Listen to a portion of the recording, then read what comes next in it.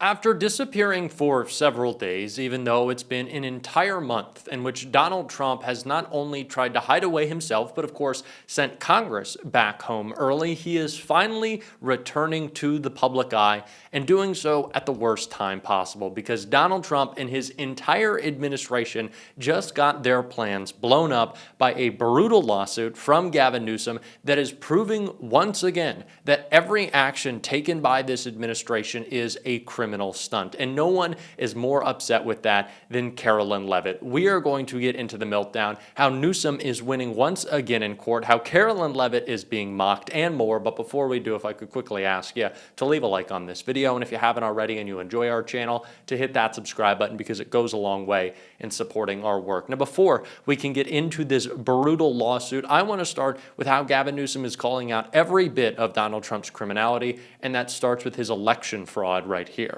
The idea that Trump was going to stop at Texas was absurd to begin with. Remember, it was Trump who started this.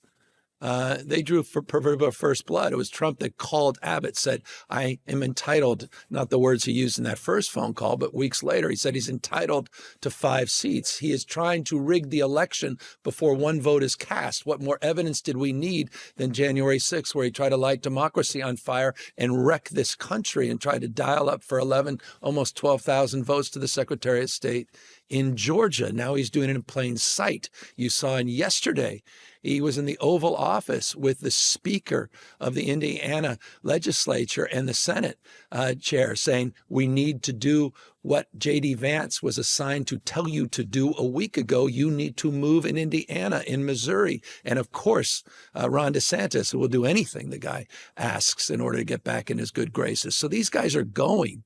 They're not screwing around, and we can't screw around either. And so, yeah, we're pushing back.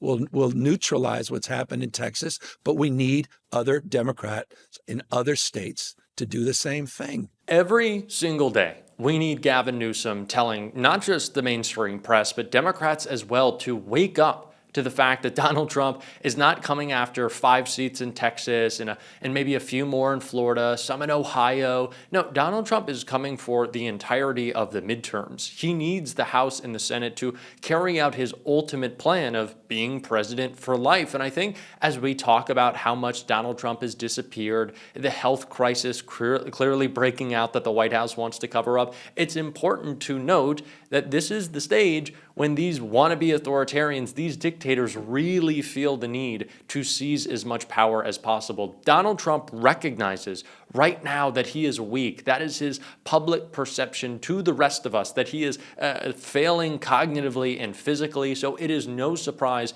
that he would want to carry out stunts that make him look like a big tough guy, even though he's the complete opposite. And his raids on Los Angeles, his threats against Chicago and Baltimore, that's exactly what those are. And Newsom called him out right here before we get into that legal trouble that he finally dropped on Trump. You have the largest private police force in the world. When they're done with this, all that funding and that big, beautiful portrayal allows more resources for this private police force that increasingly is showing a tendency not to swear an oath to the Constitution, but to the President of the United States. And he'll be sending them to voting booths and polling places all across this country. This is a real and serious moment in U.S. history. And by the way, I say that as an American, not as a Democrat. Every Republican should be ashamed about this and scared to death about not just these authoritarian tendencies, but these authoritarian actions by the president. He is weak. He's weakness masquerading as strength. And that makes him more dangerous than most people believe. I always say that it's probably wrong to call any of the actions taken by this administration a distraction. Sure, sometimes Donald Trump wants focus shifted from one scandal to another, but we still have to take them seriously. But what we should be terming everything that Donald Trump does is as a stunt. There is no real policy thought. There is no ultimate goal. He's not after lowering crime. He doesn't care about that. He defunded the police in D.C. himself. This is not a guy who is thinking anything through. He is just thinking about how he can make himself look good. That is what these raids have been. That is what these attacks have been. That is what Donald Trump's illegal action in Los Angeles has been. And now we know for certain that it was illegal because a lawsuit brought forward by Gavin Newsom is finally seeing a little bit of a return, blowing up in Trump's face. Karoline Leavitt's not too happy about it. Gavin Newsom posted this morning, Newsom v. Trump, a federal court granted our injunction blocking Trump's illegal use of the military for domestic law enforcement. The ruling is clear. Trump is breaking the law by trying to create a national police force with himself as its chief. Newsom also wrote, Donald Trump loses again. The court agrees his militarization of our streets and use of the military against our U.S. citizens is illegal. And with Donald Trump threatening to do the same illegal action in Chicago, Karoline Leavitt is running defense for him this morning, writing, President Trump is right about Chicago's crime crisis, and everyone agrees, even MSDNC. J.B. Pritzker should do something radical. He should pick up the phone and call the president because the nothing to see here move isn't working.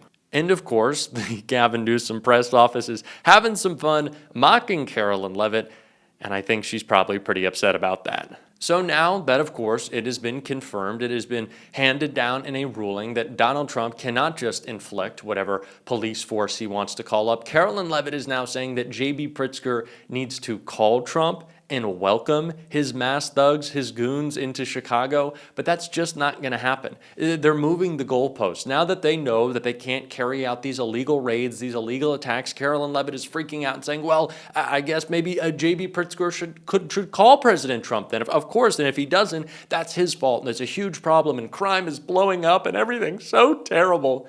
That's what she's probably going to sound like as that cross burns into her skin. But this is how they're trying to shift things. Now they know that they can't inflict their illegal action on cities across America, that they're just really doing as a stunt to pretend that Donald Trump is tough. So now they have to pretend like the governors and mayors of these cities, of these blue cities that have seen crime dropping at historic rates in the past couple of years, that they are failures. Complete failures if they don't let Donald Trump bring in the National Guard, which of course they don't want because it's not part of a long-term policy solution. Donald Trump knows that. He just wants to make a big stunt. He wants to pretend that he's a tough guy, but that's not the case.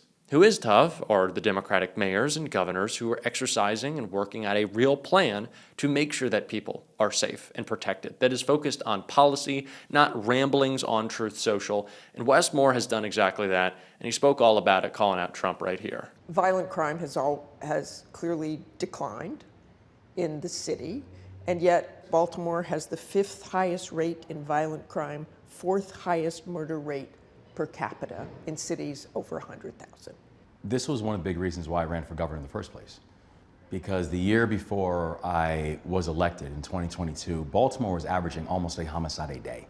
And you're absolutely right. I mean, while we still very much have work to do, it's very encouraging the fact that Maryland has had amongst the fastest drops in violent crime anywhere in the United States over the past 2.5 years. It would just be great if we could have the President of the United States to actually understand that this is one of the great American turnaround stories that's happening right now, and we would love the help to be able to continue to do that work instead of this arrogant criticism and cynicism that he continues to introduce into the conversation. But you have to admit, Governor, that there are people out there who don't feel safe. And you can tout what you have done, but that is a real problem to people. Yeah, I know. My heart breaks for anybody who is coming up in our community and doesn't feel safe in their own neighborhood, because I know what that feels like. I would love more federal support, but federal support on things that actually make sense and not things that are performative. And you're talking about, clearly you're talking about the National Guard, and you're saying that's performative. No, the National Guard is completely performative because the National Guard is not even trained for it. The National Guard does law enforcement training. They do training for disasters. They do training for national emergencies. Correct. And as the Commander-in-Chief of the Maryland National Guard, I am not just deeply respectful, but very cognizant of the skill sets that our National Guards bring. And the National Guard is not trained for municipal policing. You know who is trained for municipal policing? Things like local law enforcement and things like FBI agents and ATF agents who, by the way, in the president's proposed budgets, actually cut funding for them. And yet one of the things that they're trying to do in DC with the National Guard is have them back up local law enforcement.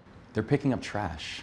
They are definitely picking up trash in certain places, but if you look at the crime, and you've heard Mayor Bowser say 87% reduction in carjackings, robberies, cut by half. Why wouldn't you want that here if that is actually helping? If the President of the United States were to have a serious conversation with me and say, what can we do, particularly when you look at the cost of the National Guard of well over $1 million a day, what could we actually do? Do you know what I would tell him? I would tell him things like, we need to make sure we're increasing funding for local law enforcement, and we have to invest in our community groups and community organizations. Like that's a serious approach, how to address this issue. But asking me to deploy my National Guard, people who are not trained for municipal policing, is just not a serious approach. But I want to go back to Mayor Bowser again. She said it has been successful. Why would you say, wait, I want you to ask me this way instead of that way? Why fight with the president instead of having that chance if that is an opportunity that can improve crime? Well, no, and I have no interest in fighting with the president, but I have an interest in fighting for my communities and fighting for our people. And I respect Mayor Bowser, and I'm glad that the trend that she has seen over these past few weeks has continued the downward trend that DC has seen over the past year. That's wonderful. The idea of introducing the National Guard into every major American city, it is not sustainable. This is what Democrats need to be doing when they're talking about crime. I feel like we are so willing to cede issues to Trump and Republicans at large. It started in the beginning of this administration with the Lincoln-Riley Act, which let Donald Trump carry out a lot of the disgraceful and illegal actions that his mass thugs at ICE are doing right now. We say, well, you know, Trump is popular on this issue, so I guess we just got to go along with it. And now look at where he stands on immigration, underwater in the polls. AOC always says this, Donald Trump's policies aren't popular. We have to work to make them unpopular. We have to show people how unpopular they are. And it's the same thing with Donald Trump's crime policy, which he doesn't really have. Democrats use this as an opportunity not to cede ground to the right, not to say, well, maybe we should take a look at some of what they're doing. Well, Republicans like our crime plan. No, you don't need to cede anything to them. You don't need the endorsement of the right to say that your plan works. You just need a plan that works. Point to the stats. Show people the numbers that demonstrate that policy outcomes can be achieved that make people safer with smart democratic governance. Use this as a time to highlight your work, not to say, well, we really need, you know, a Republican to endorse my plan. No, if people are safer, they'll feel safer, and they'll know it was a Democrat who got it done. Stop qualifying all of your statements with a, well, we care about crime, but we do. We care about all of these things. Donald Trump doesn't. Make that point and make it clear. Stop reading the stage directions and getting caught up in the politics. Just do your job. And we're going to be talking about that every single day on this show. And if you want to support that, as always, you can hit that subscribe button, leave a like on this video, and if you stuck around to the end, drop a blue heart in the comments. And until next time, I'll see you soon.